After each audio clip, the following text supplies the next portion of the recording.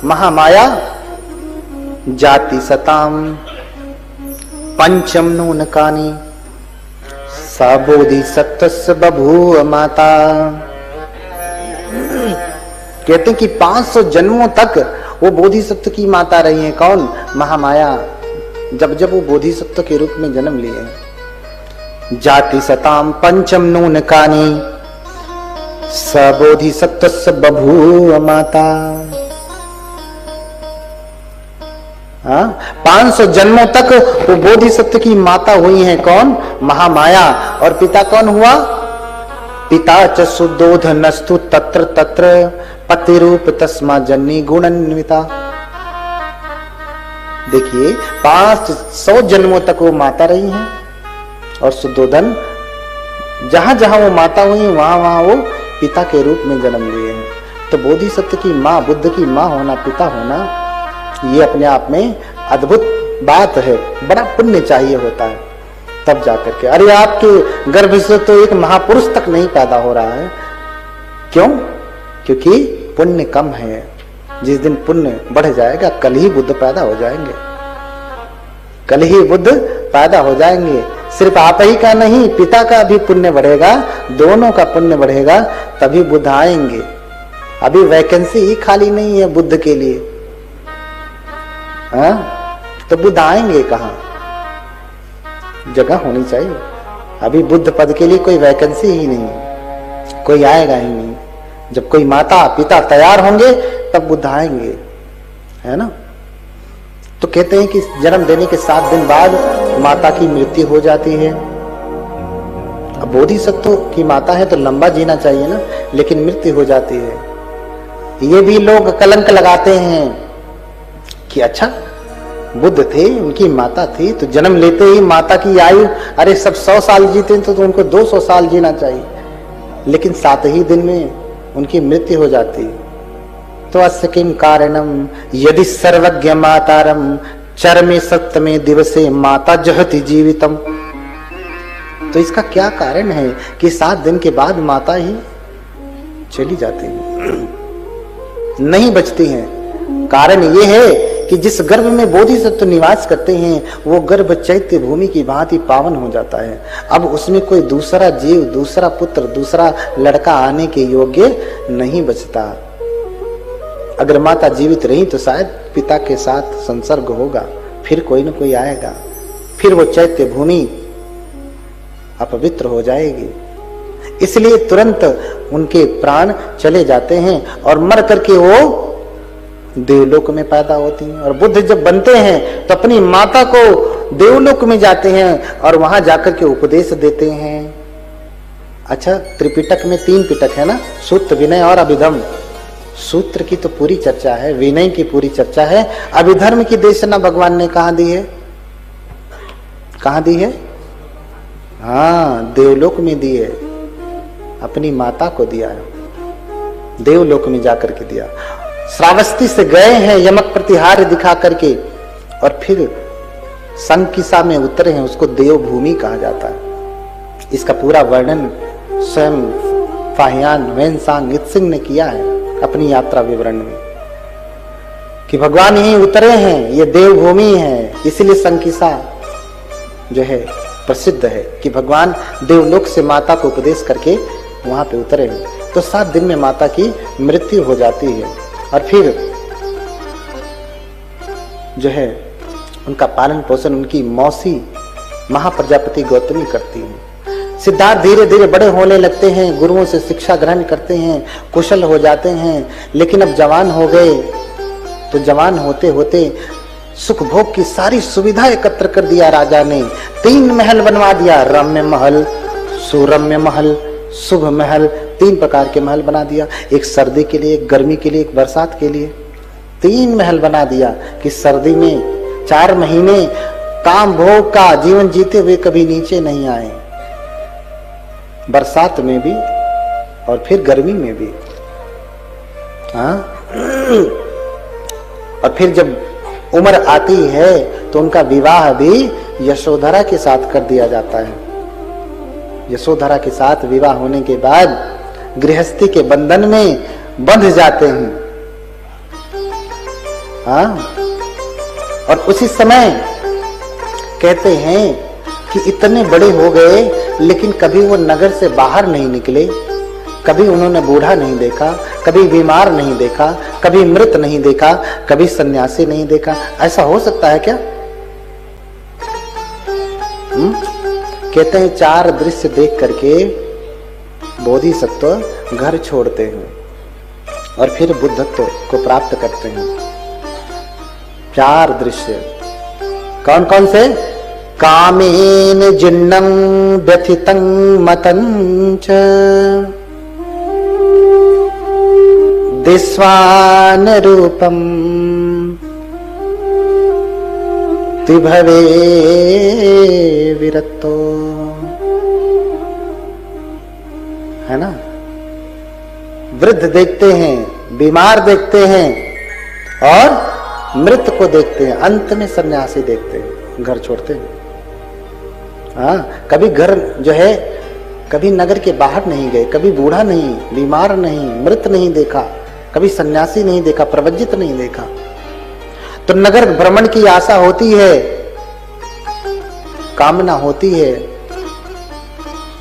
तो अपने पिता से अनुमति लेकर के, पिता तो पहले मना करते क्योंकि भविष्यवाणी पहले हो चुकी है, ये 4 दृश्य देखेंगे और प्रवज्जित हो जाएंगे, इसलिए काम भोग में डुबाए रखो इनको, घर से बाहर मत निकलने देना। हाँ, लेकिन बार बार निवेदन करने के बाद पहली बार जाते हैं तो वृद्ध व्यक्ति को देखते हैं। हाँ, देखते हैं कि सामने कोई वृद्ध व्यक्ति जा रहा है। सामने कौन जा रहा है? वृद्ध व्यक्ति जा रहा है और उसकी कमर झुकी हुई है, शरीर सूख गया है, नसें दिखाई दे रही हैं, लाठी लेकर के पकड़े चल रहा है, लाठी लेकर के पकड़ करके चल रहा है। उसकी कमर टेढ़ी होकर के जैसे पुरानी धारण हो गई हो। पहले जब घर बनता था तो लकड़ी का धारण लगाया जाता था, है ना, सपोर्टर लगाया जाता था। जैसे गाटर लगाते थे ना आप पहले, और वैसे धारण लगती थी पहले लकड़ी की, ऐसे उसके ऊपर फिर छाया जाता था ऐसे करके। और लकड़ी जितनी पुरानी होती थी वैसे ही वो टेढ़ी मेढ़ी ऐसे घूमती जाती थी। ऐसे ही आदमी जितना पुराना होता है ना, ऐसे टेढ़ा घूमता जाता है। हाँ, अरे लोग कमर टेढ़ा करते हैं, इधर उधर करते हैं, समय आएगा, बुढ़ापा आएगा, खुद ही कमर टेढ़ी हो जाएगी, तुम काहे चिंता करते हो? हाँ, इसलिए बुद्ध नाचते नहीं, बुद्ध कमर हिलाते नहीं, ऐसा नहीं करते। ना तो अनुमति देते कि भिक्षु चलो तुम डांस करो, है ना, डांस करो, ऐसा भिक्षुओं के लिए भगवान ने अनुमति ही नहीं दिया है। तो पहली बार में वृद्ध को देखते, सारथी से पूछते हैं कि सारथी ये कौन है? बोले वृद्ध व्यक्ति है। ये वृद्ध क्या होता है? बूढ़ा क्या होता है? क्या मैं भी बूढ़ा हो जाऊंगा? बोले हाँ देव, आप भी बूढ़े हो जाएंगे। हाँ, देखिए देव राजा के राजकुमार को भी कहा जाता है।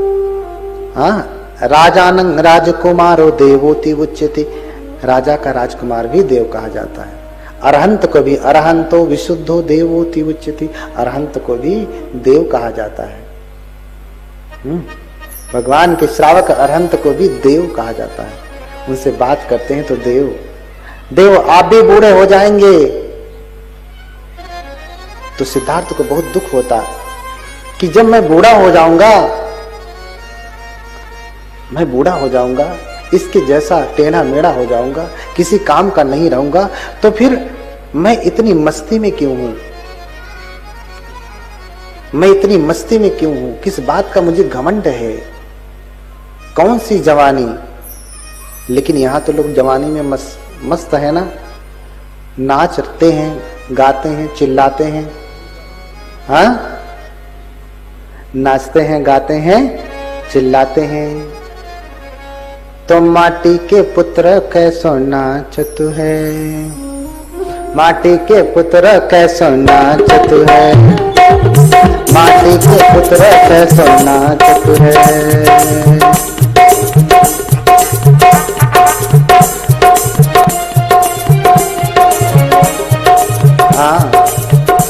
माटी के पुत्र कैसो नाचत है हो।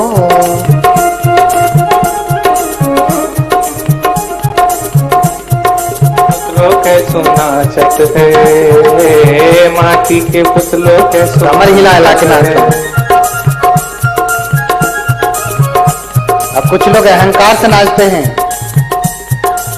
हाँ, माटी के पुत्र कैसो नाचत है, माटी के पुत्र कैसो नाचत है, माटी के पुत्र कैसो नाचत है। जब कछु पावे तब गर्व करत है, जब कुछ पावे तब गर्व करत है, जब कुछ पावे तब गर्व करत है। थोड़ा सा रंगीन कागज बढ़ जाए तो कितना अहंकार हो जाता है ना, घमंडी कर हो जाता है। अहंकार से चलता है कि मैं तो बड़ा, मेरे सामने कौन टिकेगा।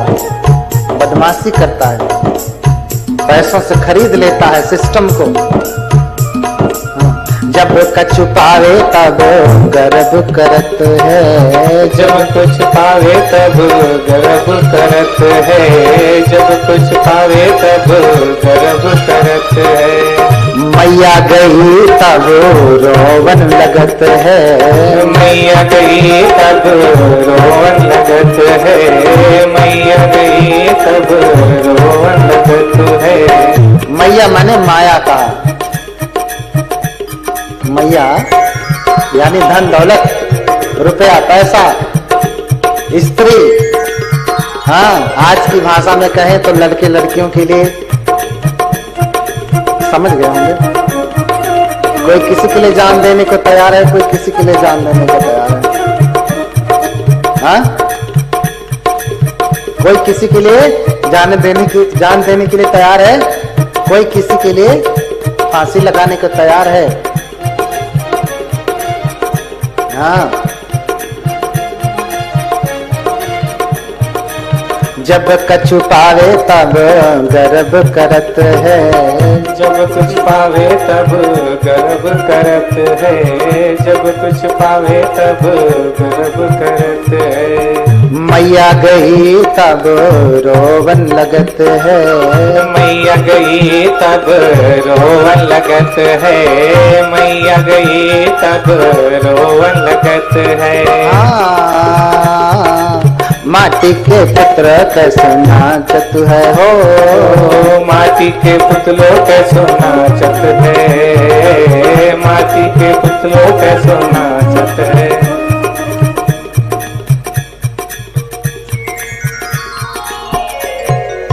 देखा है ऐसा पुतला नाचते हुए? इसमें थोड़ा इको ज्यादा है भाई, कहाँ है? आवाज थोड़ी साफ सुथरी होनी चाहिए, इसमें इको ज्यादा है। हाँ, देखा है ऐसा पुतला नाचते हुए? खूब नाचता है, मस्ती में है। आजकल तो पार्टियों में लोग नाचते हैं। हाँ, जब कुछ आ जाए तो घमंड से नाचता है। तो कोई कोई तो जवानी में नाचते हैं, मस्ती में नाचते हैं, क्योंकि उन्हें लगता है कि हम पहली पहली बार जवान हुए हैं, थोड़ा नाच लें। हाँ, यही उम्र है, कर ले गलती से। बताओ, ऐसा ऐसा गाना चलता है। हाँ, अब मेरी समझ में नहीं आता, किसी ने गा दिया, चलो उसकी गलती है, उससे ज्यादा बुरे कौन है? ये चलाने वाले। हाँ, जो ये गाना चला लेते हैं, क्या यही उम्र है, कर ले गलती से मिस्टेक। भैया ऐसा गाना सुनेगा तो गलती से मिस्टेक कर लेगा। हाँ,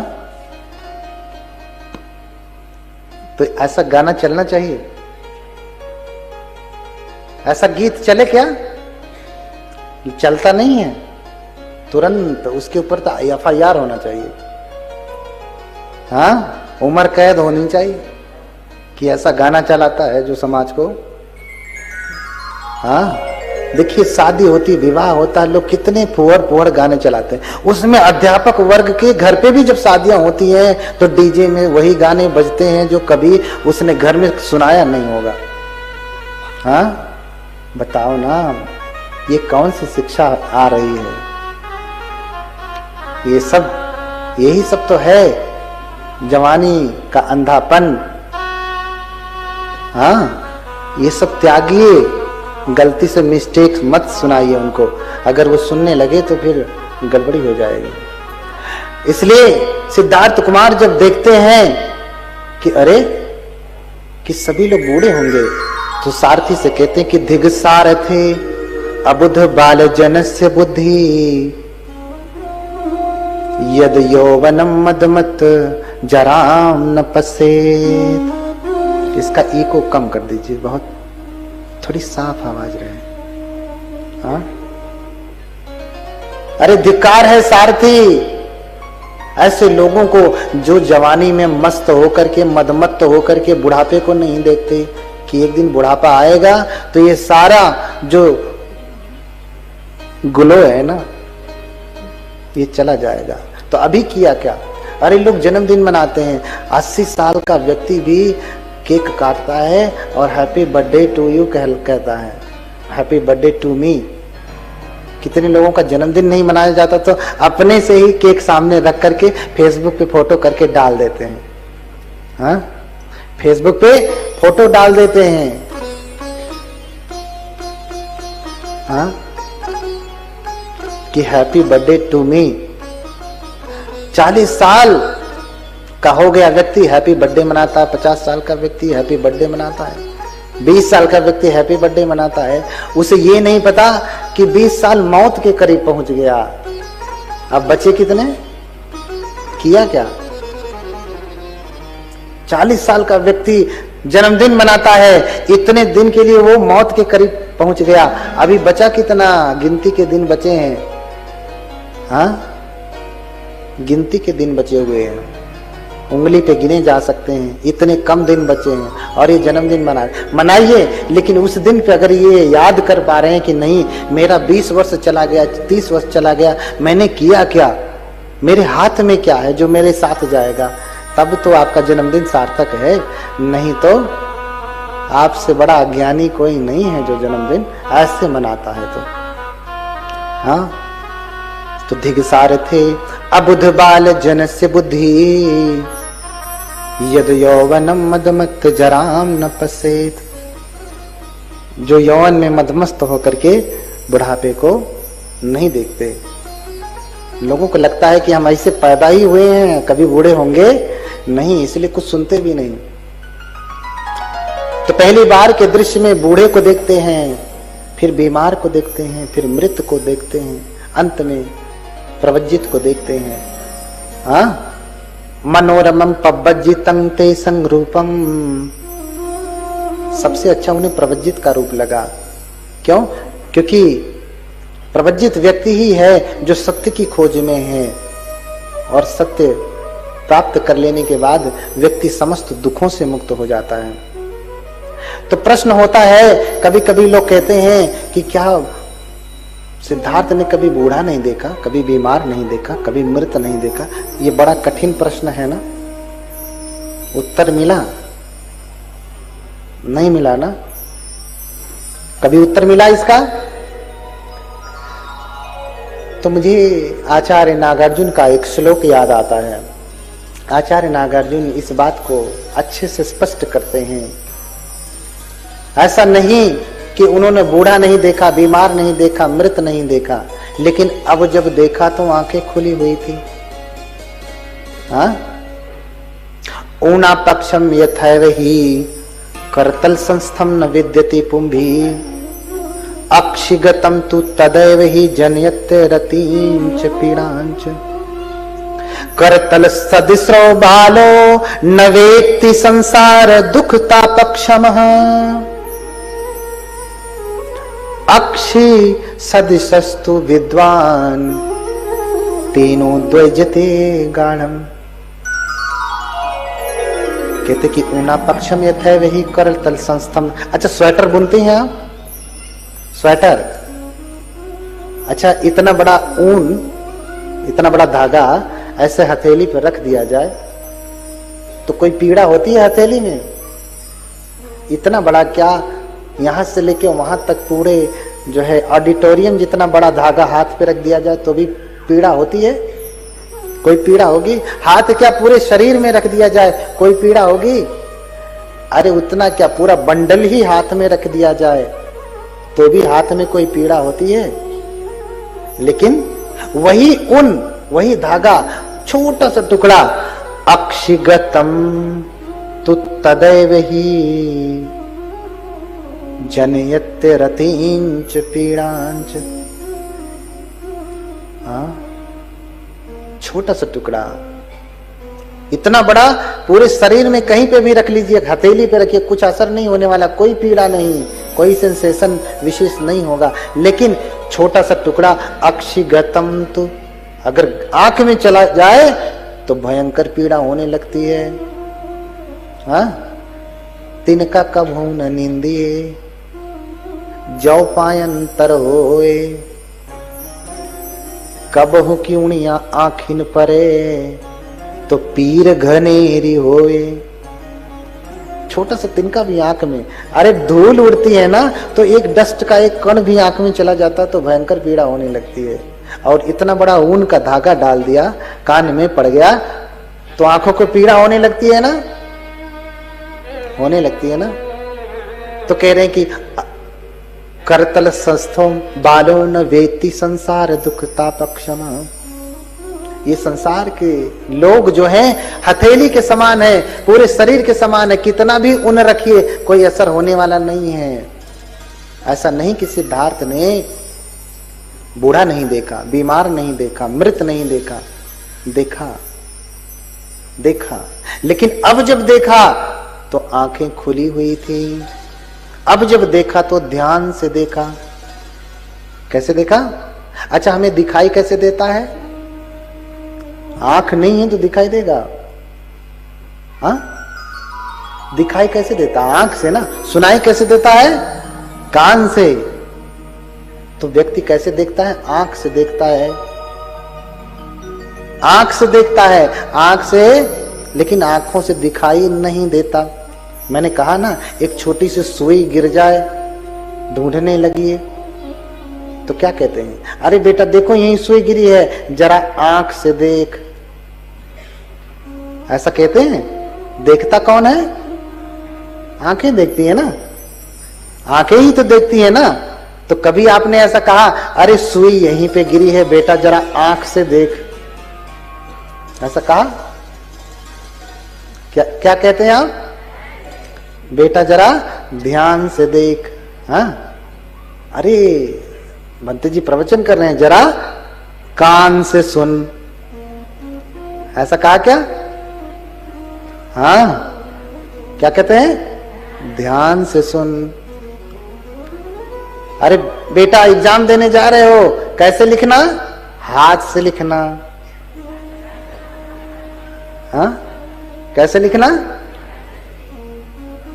हाथ से लिखना, ध्यान से।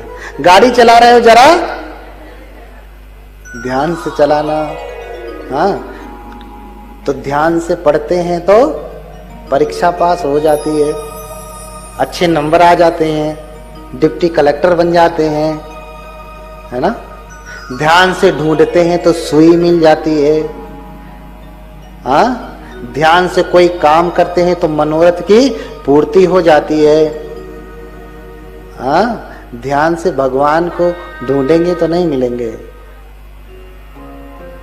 नहीं मिलेंगे, मिलेंगे। आप ध्यान से नहीं ढूंढते ना, इसलिए ध्यान करना सिखाया जाता है। ध्यान का, भगवान का अर्थ भगवत्ता, बुद्धत्व, निर्वाण। जब आप ध्यान करेंगे तभी निर्वाण ज्ञान आपको प्राप्त होगा, है ना, तभी दिखाई देगा। ध्यान से ही सत्य दिखाई देता है, आंख से नहीं। इससे पहले आंख से देखा था, अब जब देखा तो कैसे देखा? ध्यान से देखा, है ना। और देखने वाला भी कौन है ये भी निर्भर करता है। तो करतल संस्थो बालो न भेति संसार दुख तापक्षम, ये संसार के जितने लोग हैं कैसे हैं, हथेली के समान हैं। इस पे ऊन रख दीजिए, कोई दर्द पीड़ा नहीं होगी। लेकिन विद्वान कौन है, करुणावान सत्पुरुष कैसा होता है, अक्षि सदृशस्तु विद्वान तेनो द्वैजते गाढ़्यम। आंख के समान सत्पुरुष होते हैं, विद्वान होते हैं। जैसे आंख में थोड़ा सा कण पड़ गया, थोड़ा सा ऊन पड़ गया तो पीड़ा होने लगती है, ऐसे ही जो है सिद्धार्थ भी विद्वान है। एक ही बार अभी देखा, बूढ़ा व्यक्ति, बीमार व्यक्ति, मृत व्यक्ति, इतने से ही उनके भीतर वैराग्य जगने लगा, मैं भी बूढ़ा हो जाऊंगा, मैं भी बीमार हो जाऊंगा, मैं भी मर जाऊंगा। और आप हर दिन हर रात बूढ़ा देखते हैं, बीमार देखते हैं, मृत देखते हैं, संवेग नहीं जगता। क्यों? क्योंकि आप कैसे हैं, हथेली की तरह से हैं। सिद्धार्थ कैसे हैं, आंख की तरह से हैं। बोलिए भगवान बुद्ध की। इतना ही बोलिए भगवान बुद्ध की। हाँ, अरे एक व्यक्ति है, उसकी माता खाना पका रही हैं, खाना पका रही हैं, चावल पका रही हैं। चावल के ऊपर, बर्तन के ऊपर ढक्कन रखा है। वो व्यक्ति देख रहा है। क्या देख रहा है? वैज्ञानिक है, देख रहा है कि चावल पक रहा है तो भाप से ढक्कन उठ रहा है। अरे तो भाप में इतनी शक्ति होती है कि ढक्कन को उठा दे। और उसने फिर भाप के इंजन का आविष्कार किया। क्या इससे पहले ढक्कन को ऊपर उठते हुए नहीं देखा था, खाना पकाते हुए नहीं देखा था? देखा था, लेकिन आज जब देखा तो ध्यान से देखा। आज जब देखा तो आंखें खुली हुई थी। समझ रहे ना? पेड़ से फल नीचे गिरता है। एक व्यक्ति वैज्ञानिक है, बैठा है, सेब नीचे गिरता है। अरे ये सेब नीचे क्यों गिरा, ऊपर क्यों नहीं गया? हाँ, उसने गुरुत्वाकर्षण बल का आविष्कार किया कि उस बल के कारण जो है सेब नीचे गिरता है। तो क्या इससे पहले कभी फल नीचे गिरते हुए नहीं देखा था? क्या नहीं देखा था? देखा था, लेकिन आज जब देखा तो आंखें खुली हुई थी। आज ध्यान से देखा। तो सत्य का दर्शन तब होता है जब व्यक्ति ध्यान करता है। समझ रहे ना? ध्यान से कार्य करता है। आज सिद्धार्थ ने देखा है तो ध्यान से देखा है। आज प्रज्ञा का चक्षु खुला है। इससे पहले भी देखा था। तो कुछ चीजों को आप लेकर के भ्रम में न पड़िए। ये चारों दृश्य देखे। बोलिए भगवान बुद्ध की। तो ये चारों दृश्य देख करके इतने व्याकुल हैं, इतने व्यथित हैं कि कहते हैं कि उनके सुरम्य महल में, चूंकि आज तो मनोरंजन के लिए आप ऑर्केस्ट्रा लगाते हैं ना, हाँ, उस समय राजाओं महाराजाओं के घर में ही ऑर्केस्ट्रा हुआ करता था। तो स्त्रियां नाच रही हैं, सुंदर सुंदर स्त्रियां हैं, स्वरूपवान हैं। कोई मृदंग बजा रही, कोई ढोल बना रही है, कोई वीणा बजा रही है ना? आज के जैसा ऐसा म्यूजिक सेटअप नहीं हुआ करता था कि कोई बजाएगा दूसरा गाएगा, है ना? पहले लोग जो है गाते भी थे और बजाते भी थे। तो बजा रही हैं, गा रही हैं, और सिद्धार्थ को जो है अपने राजमहल में बैठे उसका आनंद नहीं ले रहे हैं। वो तो अपना काम कर रही हैं, लेकिन इनके मन में तो यही बातें चल रही हैं, अरे मैं भी बूढ़ा हो जाऊंगा, बीमार हो जाऊंगा, मृत हो जाऊंगा, हाँ, मैं भी मर जाऊंगा, फिर मेरे जीने का क्या अर्थ? हाँ, मेरे जीने का क्या लाभ? थोड़ा समय और, थोड़ा सा और बैठ जाएं। अच्छा नहीं लग रहा तो अभी बंद कर दें। किसको किसको अच्छा नहीं लग रहा हाथ उठा लें। हाँ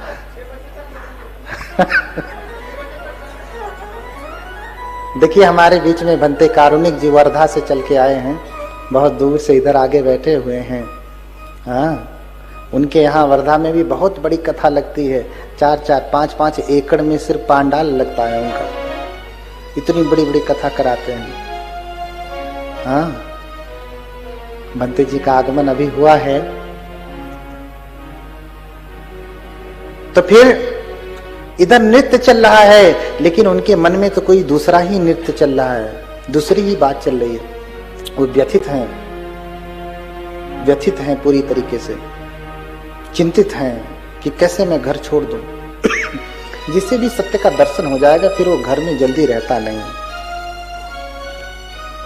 उनको सत्य का दर्शन तो बहुत पहले हो गया था, अनुभूति हो गई थी, लेकिन अभी पूरी तरीके से आंखें नहीं खुली थी। तो बार बार संवेग तो जगता था, लेकिन अब तो पत्नी भी आ गई, फिर बच्चे भी हो गए। राहुल, कई बंधन हो गए। इसलिए जब पुत्र जन्म लेता है तो सिद्धार्थ ये नहीं कहते, खुश नहीं होते कि पुत्र पैदा हुआ है। क्या कहते हैं? मेरे घर में बंधन पैदा हुआ। ममज्जं बंधनं जातंति वत्वान तावदे निसज्ज सब कामे ही आगमा सुंदरम पुरम।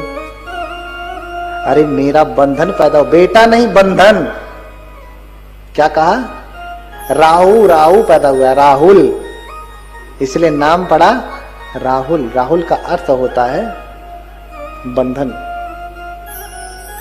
राहुल का अर्थ है बंधन। अब इसका मतलब ये नहीं कि अब मत रखना नाम, बहुतों का नाम राहुल होता है ना, बहुतों का नाम राहुल होता है। इसलिए बंधन कहा अपने पुत्र को बंधन। क्यों? क्योंकि अब तक तो पत्नी थी, अब बच्चा भी आ गया, और भी बड़ा बंधन। अब तो निकलना और भी कठिन।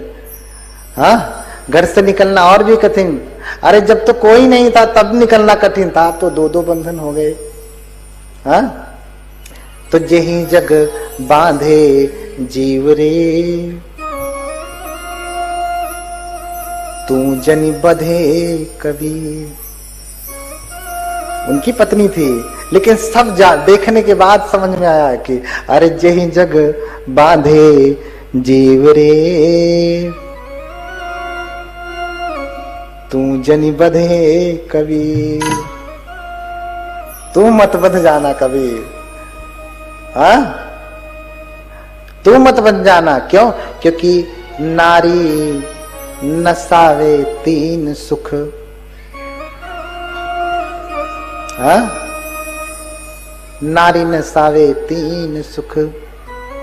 तीन, जो व्यक्ति नारी के पीछे पड़ गया है ना, आजकल तो लोग पढ़ ही रहे हैं, उसी के चक्कर में सारी पढ़ाई लिखाई सब चौपट। हाँ, बनना था कुछ और बन गए कुछ और। चलाना था हवाई जहाज, अब ट्रैक्टर चला रहे हैं। हाँ? ये भी क्या अपना हाल खूब बता रहे हैं। चलाना था हवाई जहाज, अब ट्रैक्टर चला रहे हैं, है ना। तो ऐसे ऐसे लोग हैं। तो जेहि जग बांधे जीव रे, तू जनि बधे कबीर। नारी नसावे तीन सुख, जौ नर पास होए। भगति मुक्ति निज ज्ञान में, पैसी न सकही कोई। अगर कोई भक्ति करना चाहता है ना, तो अगर उसके मन में स्त्री नाच रही तो भक्ति न कर पाएगा, न कर पाएगा वो कभी भक्ति। भक्ति तो छोड़ दीजिए, इससे भी बड़ा कठिन काम है। मुक्ति भी नहीं मिलेगी उसे। क्यों? क्योंकि स्त्री नाच रही है। स्त्री का दोष नहीं है, तुमने स्त्री के प्रति इतना आलंबन बनाया है, अब स्त्री के मन में तो पुरुष नाचेगा ना। हाँ, अब कबीर पुरुष हैं तो स्त्री को कह रहे हैं। हाँ, कोई महिला होगी तो पुरुष को कहेगी, जो जिसका आलंबन होगा उसको कहेगा। तो नारी नसावे तीन सुख, जौ नर पासे हुए। भक्ति मुक्ति निज ज्ञान में, पैसी न सकही कोई। तो न भक्ति कर पाएगा, न मुक्ति प्राप्त होगा, न उसे ज्ञान प्राप्त होगा। उसकी बुद्धि हमेशा इधर उधर इधर उधर उधर उधर। क्यों? क्योंकि स्त्री नाचेगी तो हमेशा जस्टिफाई करता बैठेगा, नहीं ये ठीक है, ये ठीक है। क्यों? क्योंकि उससे अंधा हो जाता है व्यक्ति। कल हमने गाया था ना, बुद्ध उस मोतिया बिंद को ठीक करते हैं। याद कर लीजिए एक बार। ये राग रोगम नयनानुबंधम, याद है?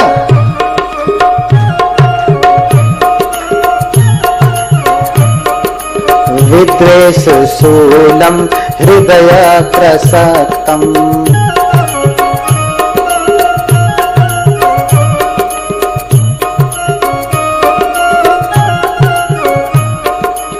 सर्वांग संसर्पित पाप कुष्ठम।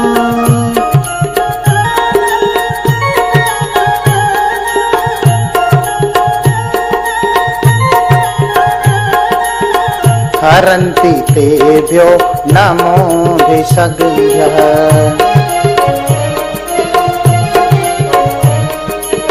हरन्ति तेभ्यो नमोऽभिषग्भ्यः।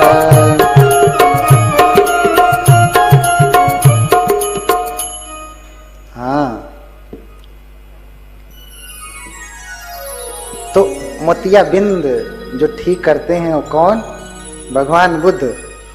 जो राग, स्त्री के प्रति राग के कारण जो मोतिया बिंद चढ़ जाता है, जिससे सत्य दिखाई नहीं देता, वो काटने वाले कौन है? भगवान बुद्ध हैं।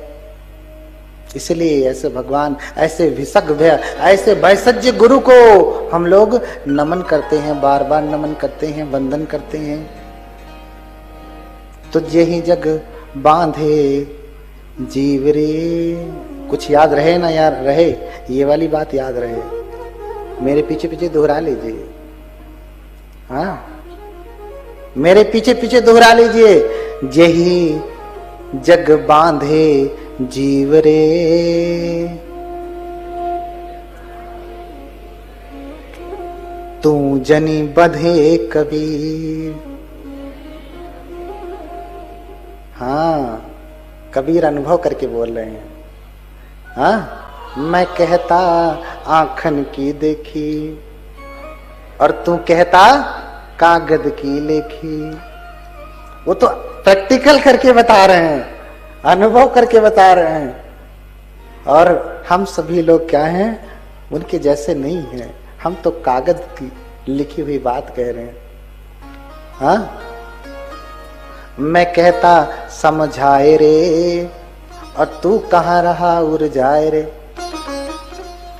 मैं तो समझा के कह रहा हूं, आंखों से देखा हूं, प्रैक्टिकल देखा हूं, तो समझा समझा के कह रहा हूं, और तू काहे उलझ रहे? उलझे हुए हो और भी उसको उलझा रहे हो। हाँ, इसीलिए उलझन हो जाती है। क्या हो जाती है? उलझन हो जाती है। और किसी बात से उलझन नहीं होती, इन्हीं सब बातों से उलझन हो जाती है। जब आदमी बंध जाता है तब उलझन होने लगती है। लोग डिप्रेशन में चले जाते हैं, कहां कहां चले जाते हैं, क्या क्या होने लगता है। न खाना अच्छा लगता है, न सोना अच्छा लगता है, न भोजन, न पानी, न मम्मी, न पापा, बस एक वही। हाँ, तो चल भाग चली पूरब की ओर। अब कुछ अच्छा नहीं लगता है। कहां भाग चले? चल भाग चले, भाग चलते हैं। अब कोई हमारा नहीं है, लेकिन हमारा सच में कौन है? सच में हमारा कौन है, इसे आपको समझना पड़ेगा। सच में हमारा कौन है? भगवान बुद्ध। इसलिए हमने पहले बताया, उपोषित व्रत करें, उपोषित का पालन करें, वो आपके पुण्य का संचय होगा, आपके बैंक में वो बैलेंस की तरह से होगा। तीर्थ यात्रा करें। क्या करें? तीर्थ यात्रा करें, सब कुछ करें, और बुद्ध का स्मरण करते रहें, बार बार बार बार जपते रहें कि बुद्ध आएंगे। हाँ, बार बार आएंगे तो बुद्ध कल्याण करते जाएंगे, और अगर नहीं आए तो कैसे कल्याण होगा? हाँ, इसलिए बार बार, मैंने कल कहा ना कि अंत की बेरियां नाव सहाय। हाँ? तो ना